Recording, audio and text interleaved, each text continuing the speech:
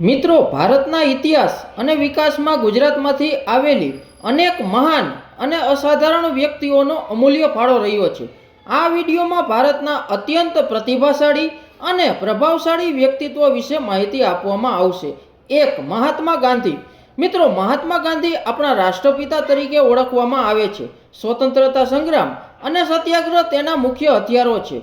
તેમણે અહિંસા અને સત્યાગ્રહના માર્ગે ચાલીને ભારતને અંગ્રેજોની ગુલામીમાંથી આઝાદી અપાવી. તેમના વિચારો અને સિદ્ધાંતો આજે પણ સમગ્ર વિશ્વ માટે પ્રેરણારૂપ છે. 2. સરદાર વલ્લભભાઈ પટેલ. સરદાર વલ્લભભાઈ પટેલને લોખંડી પુરુષનું બિરુદ આપવામાં આવ્યું છે.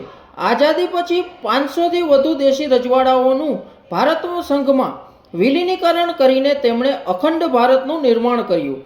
તેઓ સ્વતંત્ર ભારતના પ્રથમ ગૃહમંત્રી અને નાયબ વડાપ્રધાન હતા. 3. ડૉક્ટર વિક્રમ સારાભાઈ. ડૉક્ટર વિક્રમ સારાભાઈનું વિજ્ઞાન અને અવકાશ સંશોધનમાં ખૂબ જ આગવું સ્થાન અને યોગદાન છે. તેમને ભારતીય અંકશાસ્ત્ર અને અવકાશ કાર્યક્રમના પિતા તરીકે પણ ઓળખવામાં આવે છે. તેમણે ઇસરોની સ્થાપના કરીને ભારતને સ્પેસ ટેકનોલોજીના ક્ષેત્રે વિશ્વભરમાં મજબૂત ઓળખ અપાવી છે. 4. ધીરુભાઈ અંબાણી. મિત્રો, ધીરુભાઈ અંબાણી એ ઉદ્યોગ અને વ્યવસાયના ક્ષેત્રમાં ખૂબ જ મહત્વનો ફાળો આપ્યો છે. તેમણે રિલાયન્સ ઇન્ડસ્ટ્રીઝની સ્થાપના કરીને ભારતીય શેરબજાર અને સ્ટોક માર્કેટમાં ક્રાંતિ સર્જી છે.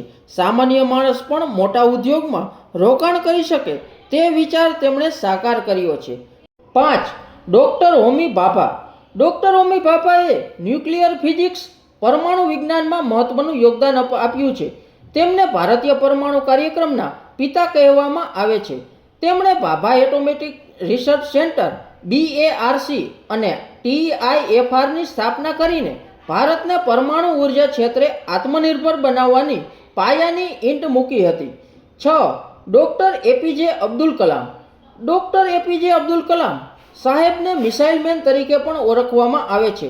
ભારતના મિસાઇલ વિકાસ કાર્યક્રમમાં ચાવીરૂપ ભૂમિકા ભજવી છે અને ભારતના 11મા રાષ્ટ્રપતિ તરીકે તેમણે યુવાનો અને વિદ્યાર્થીઓને દેશના વિકાસ માટે સતત પ્રેરણા આપી.